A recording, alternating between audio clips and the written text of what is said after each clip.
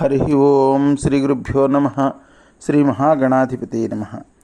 అవిద్యానామంతస్థిమిరమిహిరదీపనగరీ జడానాం చైతన్యస్తబకమకరందశ్రుతిఝరీ దరిద్రాణాం చింతామణిగుణనికా జన్మజలధౌ నిమగ్నానాం దంష్ట్రామురరిపువరాహస్య భవతి.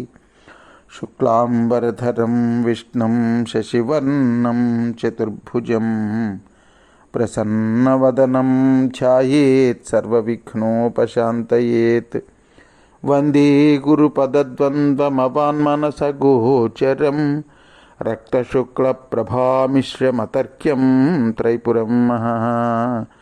సానందమానందవనే వసంతం ఆనందకందం హతపాపబృందం వారాణసీనాథమనాథనాథం శ్రీ విశ్వనాథం శరణం ప్రపద్యే. విశ్వేశం మాధవం ఢుంఢిం దండపాణిం చ భైరవం వందే కాశీం గుహాం గంగాం భవానీం మణికర్ణికాం. హర నమ పార్వతీపతయే. హర హర మహాదేవ శంభో శంకర. పాలకడలిలో ధన్వంతరి చేతిలో ఒక బంగారు కలశంలో అమృతాన్ని తీసుకుని ఉద్భవించారు.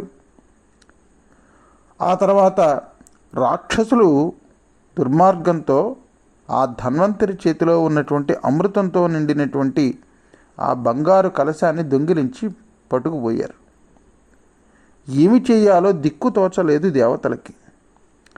ఏమి చెయ్యాలో తోచక శ్రీహరిని శరణ వేడుకున్నారు మళ్ళీ వాళ్ళు.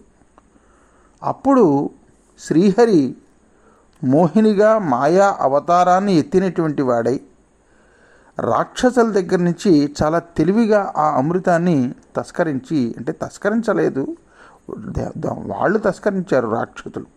ఈయన తెలివిగా వాళ్ళ దగ్గర నుంచి మళ్ళీ తిరిగి ఆ అమృత కలశాన్ని తీసుకునేటువంటి వాడై దేవతలకి ఇచ్చాడు. అది చూసినటువంటి దైత్యులు దానవులు చాలా దీన వదనంతో చింతాక్రాంతులై ఒకచోట కూర్చుని ఉన్నటువంటి సమయంలో దేవర్షి నారదుడు అక్కడికి వచ్చారు. వాళ్ళందరూ కూడా నారదుడికి జరిగినటువంటి మోసం అంతా చెప్పారు. చెప్తే ఇంకా దేవతలను జయించేందుకు ఇంకా మా దగ్గర ఇంకేమన్నా ఉపాయం లేదు, ఎందుకంటే ఇప్పుడు వాళ్ళు అమృతం తాగారు, ఇంకా వాళ్ళకి మరణం అనేటటువంటిది ఉండదు కదా, వాళ్ళని ఇంకా ఏ రకంగా మేము జయించాలో తగినటువంటి ఉపాయం చెప్పండి మహర్షి అని అడిగారు. అప్పుడు నారదుడు అన్నాడు, వినండర్రా చెప్తున్నాను, అమృతం పోయింది అని మీరు బాధపడడం వల్ల ప్రయోజనం ఏమన్నా ఉందా? ఇప్పుడు చెప్పండి. ఇంకెలాగో అమృతం అయిపోయింది. మీరు ఎప్పుడైనా సరే మీ అభివృద్ధిని మీరు కోరుకున్నటువంటి వాళ్ళైతే నేను చెప్తున్నటువంటి మాట శ్రద్ధగా వినండి. భక్తరక్షకుడు, పాలభాగంలో మూడో కన్ను ఉన్నటువంటి వాడు, దక్షపురాధీశుడు అయినటువంటి భీమనాథేశ్వరుని భజించండి, మీరు కృతార్థులవుతారు అని చెప్పాడు. రాక్షసులందరూ కూడా నారద మహర్షుల వారు చెప్పినటువంటి మాటను విన్నటువంటి వాళ్ళై దక్షారామానికి చేరుకున్నారు, దక్షవాటికకు చేరుకున్నారు. పాశుపత ఆచార క్రమంతో స్థిరచిత్తులై త్రిపురాసురులను నాయకులుగా చేసుకుని భీమనాథుణ్ణి సేవించారు. మహాభక్తితో లోకాలన్నీ కూడా భయపడిపోయేలాగా వాళ్ళు తపస్సు చేశారు. వాళ్ళు ఏ రకంగా చేస్తున్నారు తపస్సు? ప్రతిరోజు అరుణోదయ కాలంలో, అంటే ఇంకా మనకు అప్పుడే ఇంకా కాంతి పుంజాలు వస్తూ ఉంటాయి చూడండి ఆకాశంలో, దాన్ని అరుణోదయ కాలము అంటాం. ఆ అరుణోదయ కాలంలో ఆకాశగంగలో ఉండేటటువంటి బంగారు తామర పువ్వులతో ఆ భీమేశ్వరిని అర్చన చేసేవారు. ఇంకా సూర్యుడు సరిగ్గా కనబడేటటువంటి సమయాన్ని సూర్యోదయం అంటాం. అరుణోదయానికి సూర్యోదయానికి అది తేడా. ఆ సూర్యోదయ కాలంలో గుగ్గిలను ధూపం వేసేవారు. ఇలాగా పొద్దున్న తొలిజాము కాగానే చందనము, కర్పూరం, కుంకుమ, కస్తూరి కలిపి స్వామికి పూత పూసేవారు. మధ్యాహ్న కాలంలో మధురమైనటువంటి అన్నము, పాయసము, అప్పాలు, నెయ్యి, గడ్డ పెరుగు, తీయటి పళ్ళతో మహానైవేద్యం చేసేవారు. సాయం సంధ్యాకాలంలో శంఖం ఊదేవారు, ఢమరుక వాయిద్యం వాయించేవారు. ఆ శంఖం, ఢమరు వాయిద్యాలతో స్వామివారిని ఎంతో భక్తితో సేవిస్తున్నారు భీమేశ్వర స్వామిని. అర్ధరాత్రి పూట కూడా వాళ్ళు వీణాగానంతో భీమేశ్వరుని సేవించేవారు. అంత చక్కగా వాళ్ళు నారదుడు చెప్పినటువంటి మాటలు విని దక్షపురాధీశుడైనటువంటి భీమేశ్వరనాథుణ్ణి, భీమనాథేశ్వరిని పూజ చేయడం మొదలుపెట్టారు, తపస్సు చేస్తున్నారు. ఇంకా ప్రతిరోజు పొద్దున్నే లేచి, పొద్దున్నే అంటే 9 గంటలకు కాదండి, పొద్దున్నే అంటే చక్కగా 4, 4:30, 5 గంటలకల్లా లేచిపోయేవారు. అది పొద్దున్నే లేవడం అంటే. మా అబ్బాయి పొద్దున్నే 9 గంటలకల్లా లేచిపోతాడంటే అంటున్నటువంటి రోజులు ఇవి. పొద్దున్నే లేచి శుచిగా స్నానం చేసి ఓం నమ శివాయ, ఓం నమ శివాయ, ఓం నమ శివాయ అనుకుంటూ ప్రణవపూర్వకంగా పంచాక్షరి మంత్రాన్ని జపం చేస్తూ ఉన్నారు. నమ్మకంతో చమకంతో స్వామివారిని అభిషేకం చేస్తున్నారు, మారేడు దళాలతో పూజిస్తున్నారు. ఆ పైన వేద సూక్తాలతో స్తోత్రం చేస్తున్నారు, పురాణ మంత్రాలతో నిష్ఠాగరిష్ఠులై ఏకాగ్రచిత్తులై భీమేశ్వరుని ధ్యానిస్తున్నారు. ఆ దానంలో యొక్క పూజలకు సంతోషం చెందాడు భీమేశ్వరుడు. సంతోషం చెందినటువంటి వాడై వాళ్ళ ఎదురుగుండా ప్రత్యక్షమయ్యాడు. ఏమర్రా, మీరు చేసినటువంటి పూజలకి, తపాలకి, జపాలకి నేను మెచ్చుకున్నానరా, నేను వచ్చాను, ఏం వరం కావాలో కోరుకొండర్రా అని అడిగాడు. అడిగితే వాళ్ళు ఏదో అడిగారు. వాళ్ళు అడిగిన దాని ప్రకారం శాశ్వతమైనటువంటి ఐశ్వర్యాన్ని, అసాధారణమైనటువంటి ఐశ్వర్యాన్ని ప్రసాదించాడు మహాదేవుడైనటువంటి శంకరుడు వాళ్ళకి. ఎప్పుడైతే అంతటి అసాధారణమైనటువంటి శాశ్వతమైనటువంటి ఐశ్వర్యం వచ్చిందో ఒక్కసారి పొగరు బాగా తలకెక్కి అప్పుడు గర్వించి నిర్జించి రఖిలజనుల నిర్జరుల బాధ పెట్టిరి, నిరపరాధమప్రతీక మహాప్రతాపాతిరేక నిర్విశంకాపలేపులై పూర్వసురులు. ఎప్పుడైతే ఐశ్వర్యం వచ్చిందో బాగా గర్వం చెరిపోయింది వాళ్ళకి. అలా ఐశ్వర్యంతో గర్వించినటువంటి రాక్షసులు సకల లోకాలకు కూడా చికాకుపరిచి నిరపురాధులైనటువంటి వాళ్ళని, దేవతలను హింసించడం మొదలుపెట్టారు. ఆ రాక్షస మోకల ధాటికి ఇంద్రుడి యొక్క వజ్రాయుధం మొద్దుబారిపోయింది, ఎందుకు పనికి రాకుండా పోయిందిట. అతి తీక్షణమైనటువంటి అగ్ని, ఆ అగ్ని యొక్క తేజస్సు ఆరిపోయినటువంటి బొగ్గులాగా అయిపోయిందిట. ప్రచండమైనటువంటి యమధర్మరాజు గారి యొక్క కాలదండం ఎందుకు కొరకర అనేది అయిపోయింది. వరుణదేవుడి యొక్క పాశాలు బలహీనమైపోయాయి, వాయుదేవుడు తోలడం మొదలుపెట్టాడు.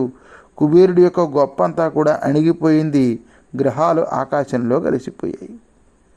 ఈ విధంగా కాలక్రమంలో కాలకేయాది దుష్ట రాక్షసులకు భీమేశ్వరుడి యొక్క కృప ఉండడం వలన బ్రహ్మ, విష్ణు, ఇంద్రాది దేవతలు త్రిపురాసురులతో పీడింపబడినటువంటి వాళ్ళై దక్షవాటీసుడైనటువంటి భీమేశ్వరుని దగ్గరికి వెళ్ళి మళ్ళీ ఆ భీమేశ్వరుడికి శరణజొచ్చినటువంటి వాళ్ళై సాష్టాంగ నమస్కారం చేసి చేతులు జోడించి దివ్య లింగాకృతిలో ఉన్నటువంటి ఆ పరమేశ్వరుని స్తోత్రం చేయడం మొదలుపెట్టారు. దేవదేవ, దక్షరామనాయక, సప్త గోదావరి తీర నివాస, భక్తవత్సల, హాలాహలాన్ని భక్షించి సర్వలోకాలను రక్షించిన దేవ, కరుణాహృదయ, అనాథనాథ భీమేశ మహాప్రభో. త్రిపురాసురులు పీడిస్తూ ఉండగా చాలా దుఃఖపడుతూ దిక్కులేక దిగులు పడుతున్నావయ్యా, రక్షించు రక్షించు రక్షించు. మొదట నువ్వు దేవతలను రాక్షసులను సమానంగా రక్షించావు, తర్వాత తిరిగి రాక్షసులను రక్షించావు. కాబట్టి ఇప్పుడు మమ్మల్ని రక్షించవలసినటువంటి బాధ్యత నీ మీద ఉన్నది. హాలాహలాన్ని భక్షించడానికి అమృతలింగ రూపంలో పాలకడల నుంచి పుట్టినటువంటి వాడా, నిన్ను భజిస్తాం సర్వజ్ఞ. నువ్వు ధర్మం తెలియనటువంటి వాడివా? భవ, దేవేశ, సర్పభూషణ, సూర్యచంద్రాగ్నిలోచన, నీలకంఠ, నిగమ విద్య, శూలపాణి, మన్మధుడిని జయించినటువంటి వాడా, అణిమాది అష్టైశ్వర్యాలను ఇచ్చేటటువంటి వాడా, భగవానుడా, శంకర, సంసార సముద్రాన్ని దాటించేవాడా, త్రిపురాసురుల బారించి మమ్ము రక్షించవయ్యా. గౌరీదేవి హృదయ నివాస కృపానిధి సత్య నిర్మల నిర్ద్వంజ నిర్వికార నిరంజన మహేశ్వర, త్రిపురాసురుల బారించి మమ్ము రక్షించు. ఖడ్వాంగము అంటే మంచపు కోడు, ధనస్సును, గండ్రగొడ్డలని, త్రిశూలాన్ని ధరించేటటువంటి వాడు శివుడి ఆయుధాలు ఇవి. జయించడానికి శక్యం కానిటువంటి మహేశ్వర, త్రిపురాసురుల బారించి మమ్ము రక్షించు. నువ్వు తప్ప మాకు ఇంక వేరే దిక్కు లేదు. త్రిపురాసురుల బారించి మమ్ము రక్షించు. నిరుపద్రవ నిస్సంగ సచ్చిదానంద విగ్రహ, త్రిపురాసురుల నుంచి బారించి మమ్ము రక్షించు. భూమి, జలము, అగ్ని, చంద్రుడు, సూర్యుడు, వాయువు, ఆకాశము, ఆత్మ అనేటటువంటివి అంటే పంచభూతములు, సూర్యచంద్రులు, వీటిని అనుభవిస్తున్నటువంటి మనం ఈ ఎనిమిది మూర్తులు కలిగినటువంటి మహేశ్వర, అష్టమూర్తి, త్రిపురాసురుల బారించి మమ్మ రక్షించవయ్యా. బ్రహ్మం యొక్క శిరోమాలికయే అలంకారంగా కలిగినటువంటి వాడివి, విష్ణువుకి చాలా ప్రియమైనటువంటి వాడివి అయినటువంటి ఓ ఈశ్వర, త్రిపురాసురుల బారించి మమ్మ రక్షించు. బాలచంద్రుడు శిరస్సున అలంకారంగా ఉన్నటువంటి వాడివి, లోకశంకరుడివి, శంకరుడివి, లోకాలని సంహరించేటటువంటి వాడివి అయినటువంటి ఓ మహేశ్వర, త్రిపురాసురుల బారించి మమ్మ రక్షించు. అద్వితీయుడవు, అక్షరుడవు, అగణ్యుడవు, సత్యుడవు, సర్వాన్ని నియమించేటటువంటి వాడివి, వ్యాసుడు మొదలైనటువంటి మహర్షులచే స్తుతించబడేటటువంటి ఓ మహేశ్వర, త్రిపురాసురుల్ని సంహరించు. అనంతశక్తి గలవాడవు, సర్వప్రపంచాన్ని ఏలేటటువంటి వాడివి, ఆద్యంతరహితుడివి అయినటువంటి భగవాన్ మహేష, సత్యుడవు, సర్వేశ్వరుడవు, సర్వరూపుడవు, సనాతనుడవు, సదాశివుడవు, సర్వజ్ఞుడవు, భక్తుల యొక్క బాధలు పోగొట్టేటటువంటి వాడివి, దక్షపురీశ్వరుడవు, సమస్త దేవతా స్వరూపుడవు అయినటువంటి భీమప్రభు, మంత్రాలకి ఉపనిషత్తులకి అర్థమైనటువంటి వాడివి, మన్మధుడిని నశింపజేసినటువంటి వాడివి, శాశ్వతుడివి, గజాసుర సంహారకుడవు, జగద్గురువు, శంకర, దక్షిణ సముద్ర తీర నివాస, దీనరక్షక, శూలపాణి, లోకాలన్నింటిచే గానం చేయబడేటటువంటి వాడా, ప్రభో, భీమేశ్వర, ఉగ్ర, తత్పురుష, అఘోర, వామదేవ, త్రిలోచన, ఫాలాక్ష, భర్గ, భూతపతి, సదాశివ.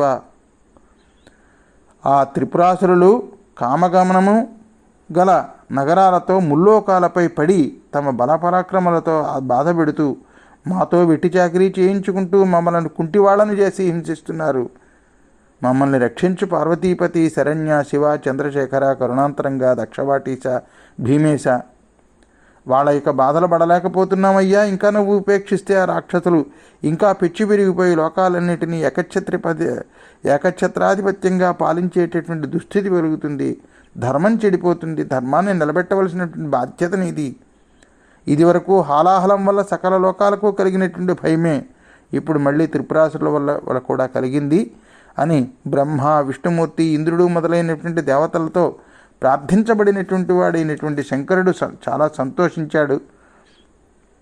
సప్తపాతాళ గర్భములను భేదించుకుని ఆవిర్భవించినటువంటి జ్యోతిర్లింగాకారం కలవాడు, నిర్వికల్పుడు, శివస్వరూపుడు, భక్తవత్సలుడు అయినటువంటి భీమనాథుడు దేవతల ఎదుట ప్రత్యక్షమయ్యాడు, అభయం ఇచ్చాడు. ఓ పద్మసంభవ, ఉపేంద్ర, ఇంద్రాది దేవతలారా, త్రిపురాసురుల వల్ల మీరు పడుతున్నటువంటి బాధలకు నేను కూడా నా మనస్సులో విచారం చెందుతున్నాను. ఇప్పుడే ఆ త్రిపురాసురులను సంహరిస్తాను. మీరు కూడా యుద్ధ సన్నద్ధులై నన్ను అనుసరించండి అని పరమేశ్వరుడు త్రిపురాసుర సంహారానికి కావలసినటువంటి విజయ సాధనాన్ని మనసులో తలంచాడు. తర్వాత జరిగినటువంటి కథాభాగం మనం రేపటి రోజున శ్రద్ధగా వినేటటువంటి ప్రయత్నం చేద్దాం భక్త మహాశీలరా. అంతవరకు స్వస్తి ప్రజాభ్య పరిపాలయంతాం న్యాయేన మార్గేణ మహిమహీషాః. గో బ్రాహ్మణేభ్య శుభమస్తు నిత్యం. లోకా సమస్తా సుఖినో భవంతు. సర్వే జనా సుఖినో భవంతు. హర నమః పార్వతీపతయే. హర హర మహాదేవ. శంభో శంకర.